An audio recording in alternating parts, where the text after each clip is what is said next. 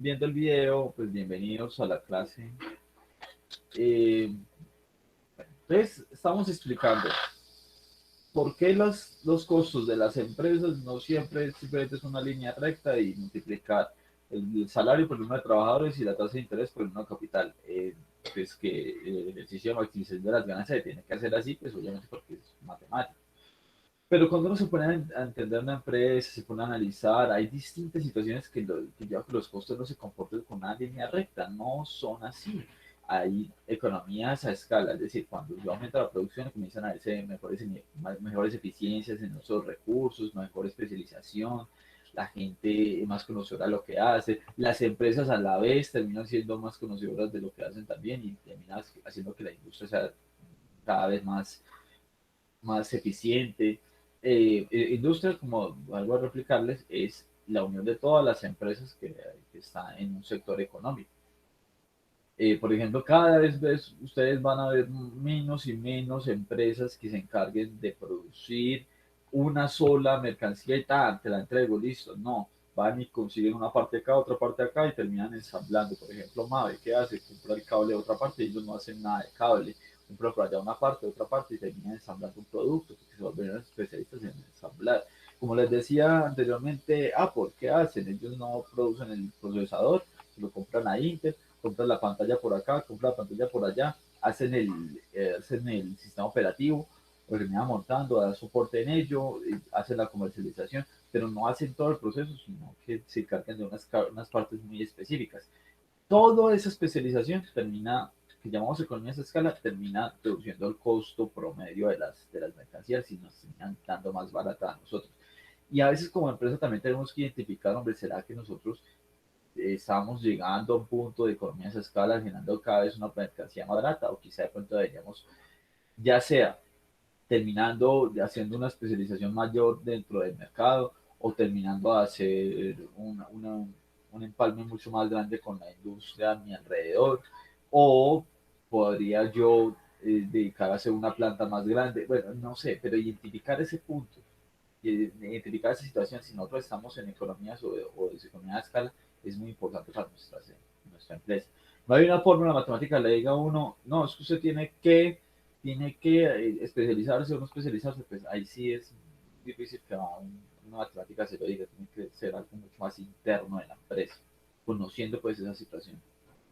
Entonces, esa es una de las situaciones, las economías de escala.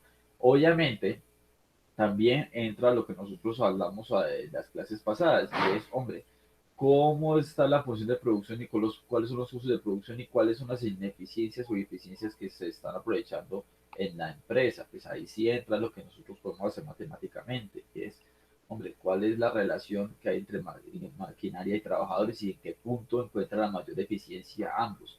Entonces ahí sí entra todo lo que vimos anteriormente, maximización, bueno, con estos costos, cuánto debería estar vinculando de este y este con esa función de producción, así mucho más matemático, por así decirlo. Se puede lograr con la matemática, por así decirlo.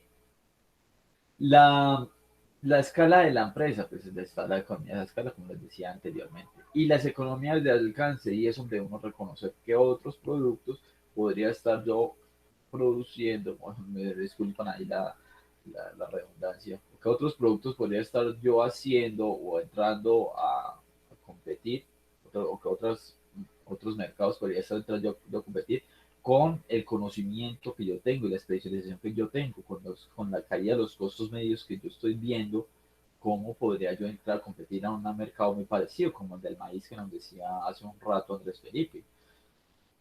Esas cosas. Estas cosas obviamente hacen parte pues, de todas estas variaciones inesperadas de los costos, o que no son tan fáciles, dinámicas del costo, que no son realmente tan fáciles de observar, depende mucho de cada industria. Pero hay otra cosa muy importante que nosotros tenemos que tener en cuenta, es la curva de aprendizaje, y es que las empresas, como las personas, transitan a través del tiempo y a través del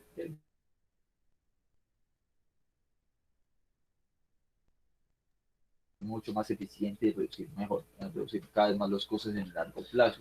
Eso normalmente se conoce como curva de aprendizaje. Cuando uno transita por una curva de aprendizaje, lo que está haciendo es aprendiendo a ser mucho más eficiente en el uso de los factores, de los trabajadores, y asimismo los directivos asimilan nueva información tecnológica a medida que adquieren más experiencia en su trabajo. Y todos también dentro de la empresa, los trabajadores, todos comienzan a ser mucho más eficientes pues en el uso de lo que tienen que utilizar. Ese tránsito en el tiempo, a medida que va aumentando la producción acumulada de la empresa, se conoce como curva de aprendizaje. O sea, y eso es no quiero detener mucho en los datos ni aquí en la curva, porque es que lo tenga mucha ciencia esto. Pero es esto, ¿cuánto tiempo se demora uno produciendo la primera unidad de mercancía cuando apenas empezó? ¿Cuánto tiempo se demora cuando produjo lo primero que hace? Cuando una persona llega a una empresa y le toca hacer por primera vez una nómina o le toca hacer por primera vez una cualquier cosa que hagan dentro de la empresa, la parte administrativa, una nómina, pagar una factura, lo que sea. La primera vez que lo hizo le tomó muchas horas y aprendió casi que a los golpes. Y después, ya cuando pasa a producir más y más y más y más de estos trabajos, cada vez le dedica menos horas de trabajo. Por ejemplo, la primera clase que a mí me tocó dar, pues me tocó prepararme mucho más, estudiar mucho más de la que ya cuando ya era número 100. ¿Por qué? Porque me volví más especialista, empezar a darle ya las tecnologías que ya tenía, ya las conocía más a mano y me permitían generar el conocimiento mucho más rápido. Entonces, eso hace que el número de horas que una empresa utiliza de manera global para producir cualquier mercancía cada vez sean menores. Cada vez la próxima mercancía va a ser mucho más rápida de producir y eso también se traduce en costos. Entonces, una curva de aprendizaje es muy importante en una empresa para identificarla. Pero ¿por qué es tan importante este tema de la curva de aprendizaje? A ver, no sé si ustedes tengan un emprendimiento o algo así, pero a veces cuando ustedes entran a un emprendimiento y les dicen, hombre, usted tiene que, si quiere entrar a este mercado, tiene que producir a tanto, tiene que producir a, mejor dicho, perdón un momento, por favor. Cuando ustedes entran a un mercado, por lo regular, el precio que ustedes se encuentran en el mercado nunca les va a servir para poder producir la primera mercancía. No sé si ustedes se han dado cuenta de eso.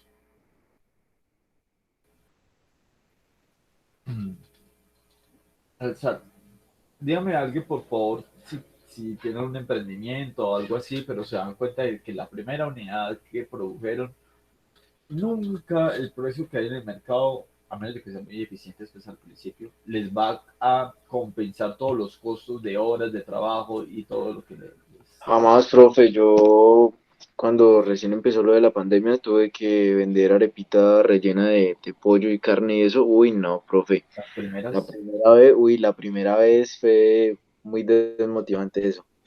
y siguió adelante. Eh, pues por un tiempo, profe, ya después encontré otros trabajos y pues como que es más estable ahí, es como más fijo eso. Pero usted se dio cuenta de que no es la Sí, primera. no, con el tiempo ya uno se vuelve un poco, pues ya sabe manejar la cantidad de masa, de sal y todo eso y pues cada vez va perfeccionando uno más las cosas y pues sale mejor, más económico para uno. Ah, sí. Es eso. Y para todas las empresas hay esta curva de aprendizaje. Miren,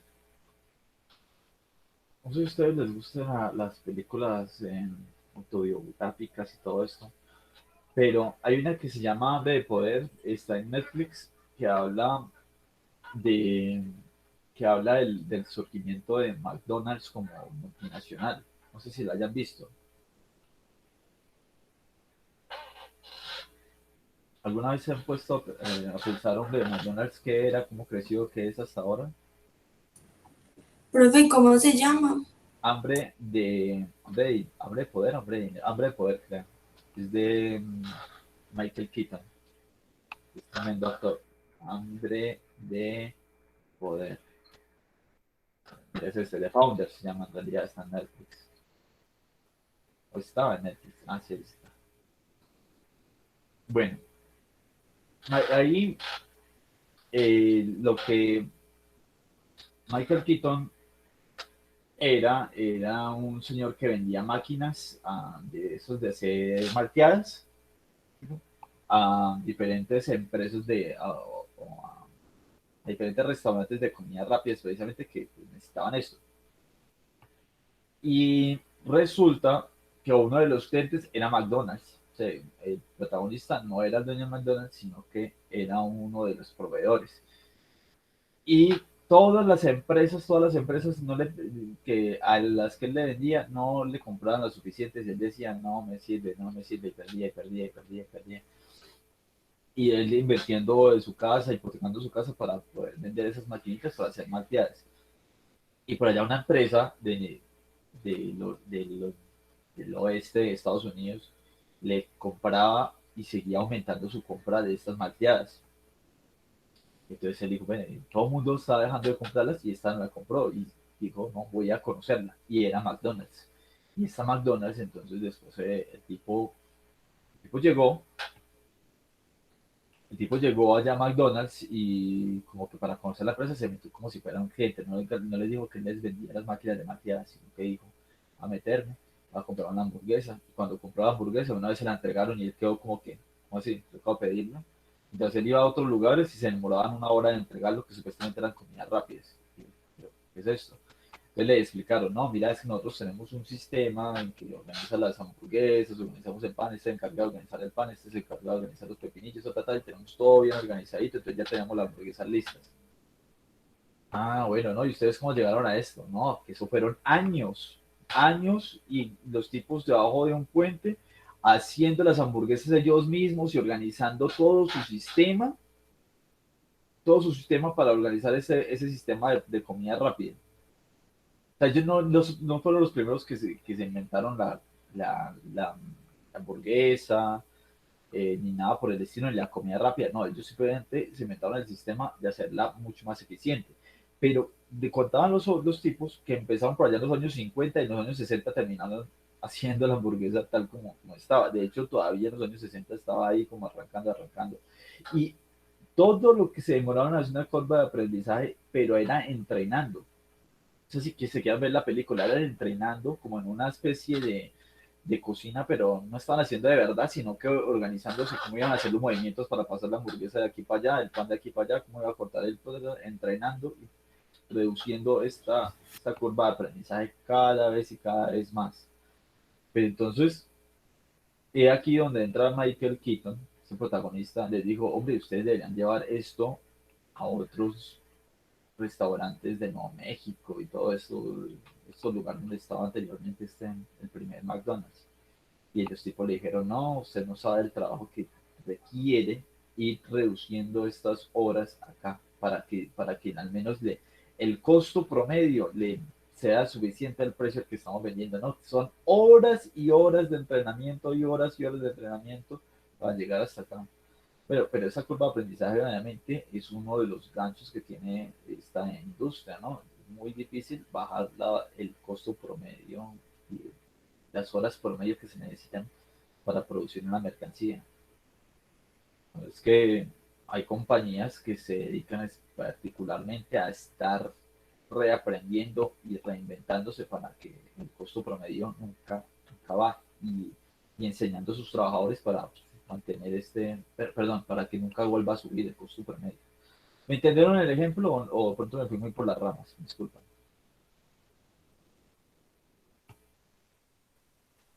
Todo bien, profe, bien.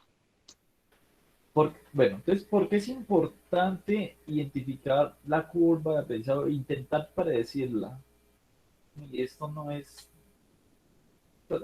dentro del campo de la economía, esto es más del campo administrativo y más del campo de también de la administración de los recursos.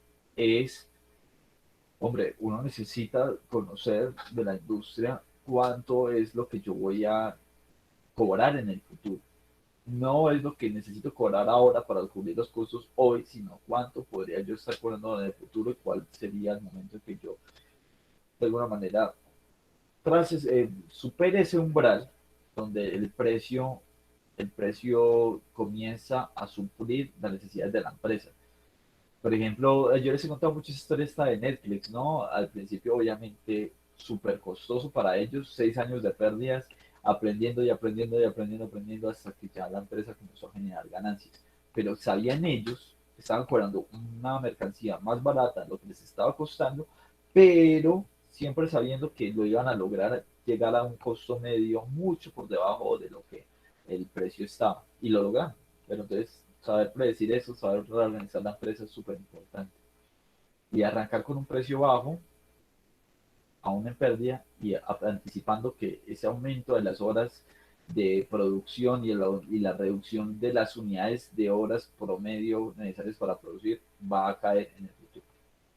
Bueno, muchachos, no llegará mucho más que eso. Estas cosas simplemente son más intuitivas, no son tan matemáticas, entonces pues no es que una fórmula o algo así para esto.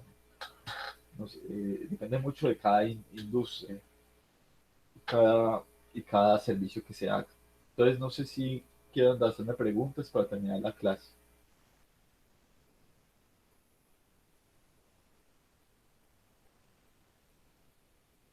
No, profe, por el momento todo claro. Ok. Incluso que la clase sea un poco corta, ¿no? Este era el tema que había pendiente, entonces simplemente es que ustedes terminan de hacer el taller y, y ya terminaríamos toda la unidad, pasaríamos enseguida a una unidad distinta que son estructuras de mercado y ya estaríamos finalizando el Profe, curso. el taller quedó para este miércoles, sí, también con el parcial, ¿sí es así? Sí, pero ustedes saben que a mí el taller no es que me interese tanto el perse, sino es más para que ustedes estudien, ¿no? Pero ustedes verán si lo tiran el miércoles, sí, no pasa nada.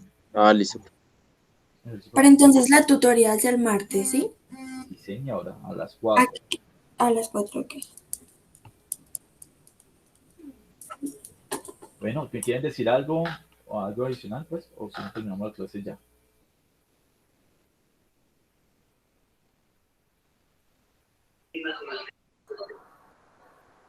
Profe, ¿el taller lo va a subir al Classroom o lo va a enviar al correo?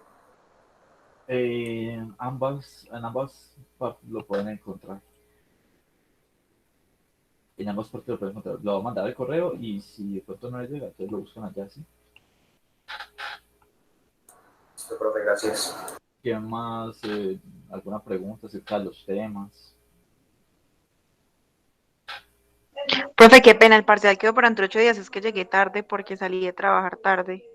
Para dentro de 8 días.